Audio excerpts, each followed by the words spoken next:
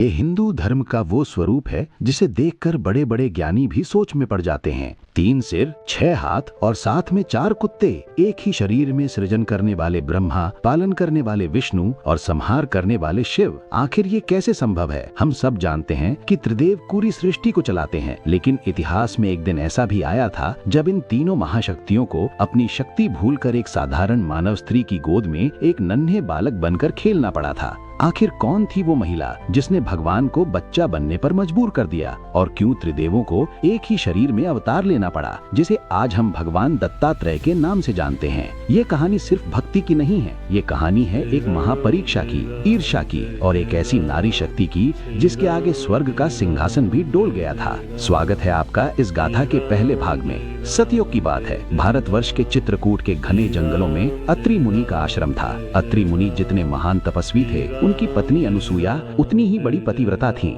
शास्त्रों में कहा गया है कि एक पतिव्रता स्त्री के तप में इतनी शक्ति होती है कि वो मरे हुए को भी जीवित कर सकती है और सूर्य की गति को भी रोक सकती है। माता अनुसूया का तेज ऐसा ही था। कहते हैं जब वो चलती थी तो धरती उन्हें नमन करती थी। उनका तप इतना प्रबल था कि स्वर्ग में बैठे देवताओं को भी चिंता होने लगी थी कि कहीं अनुसूया का तेज स्वर्ग को जला न दे। तीनों लोकों में सिर्फ एक ही नाम गूंज रहा था, देवी अनुसूया, देवी अनुसूया। लेकिन रुकिए, जहाँ प्रसिद्धि होती है वहाँ ईर्ष्या का जन्म होना तय है, और इस बार ये ईर्ष्या धरती पर नहीं बल्कि देवलोक में पनप रही थी। इस पूरी लीला की शुरुआत की देवर्षि नारद ने। नारद मुनि जिनका काम ही है इधर की बात उधर करके सृष्टि का संतुलन बनाए रखना। नारद जी पहुँचे वैकुंठ धाम, जहाँ माता लक्ष्मी विराजमान थी। माता लक्ष्मी ने पूछा, मुनिवर आप तीनों लोकों में भ्रमण करते हैं, सत्य बताइए, क्या मुझसे ज्यादा पतिव्रता और सुंदर कोई और है? नारद जी ने थोड़ा सोचा और बोले, माता आप तो महान हैं ही, लेकिन क्षमा करें, चित्रकूट में आशया अत्रि की पत्नी अनुसूया का जो तेज मैंने देखा, वैसा तो मैंने आज तक तीनों लोकों में नहीं देखा।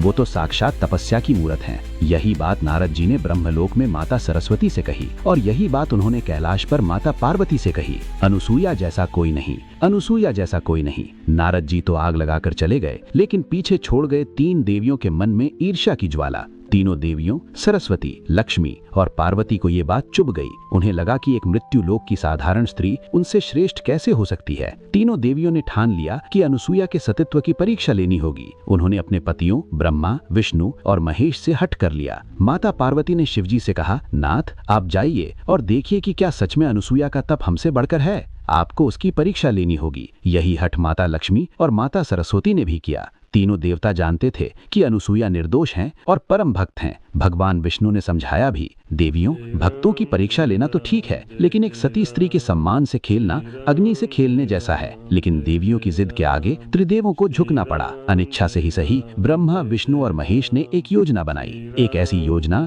जो इतिहास में पहले कभी नहीं बनी थी। तीनों देवताओं ने साधु का भेष धारण किया, हाथ में कमंडल, माथे पर तिलक और चेहरे पर एक अजीब सी गंभीरता। वो अत्रि मुनि के आश्रम पहुंचे। उस समय संयोग से अत्रि मुनि आश्रम में नहीं थे। माता अनुसूया घर में अकेली थीं। दरवाजे पर आवाज आई, भिक्षाम देही, भिक्षाम देही। माता अनुसूया तुरंत अनाज और फल लेकर बाहर आईं। उन्होंने बड़े आदर से साधुओं को प्रणाम किया और भिक्षा देने लगी। लेकिन तभी कुछ ऐसा हुआ जिसने अनर्थ की घंटी बजा दी। एक साधु ने हाथ रोका और कहा, रुकिए देवी, हम ये साधारण भिक्षा स्वीकार नहीं कर सकते। अनुसूया ने पूछा, तो आपको क्या चाहिए मुनिवर? मेरे पास जो है मैं देने को तैयार हूँ। तब उन साधुओं के रूप में खड़े त्रिदेवों ने वो शर्त रखी जो किसी भी स्त्री के लिए मृत्यु से भी बदतर थी। उन्होंने कहा, देवी हम भिक्षा तभी स्वीकार करेंगे जब आप अपने शरीर के सारे वस्त्र त्याग कर निर्वस्त्र होकर हमें भोजन परोसेंगी। ये सुनते ही धरती थम गई, हवा रुक गई। एक सती स्त्री के सामने 3 साधु ऐसी मांग कैसे कर सकते हैं? क्या माता अनुसूया ये अपमान सह पाएंगी या फिर अपने श्राप से त्रिदेवों को भस्म कर देंगी? आखिर कैसे बची अनुसूया की लाज और कैसे जन्म हुआ भगवान दत्त का, ये सब जानेंगे हम इस गाथा के दूसरे भाग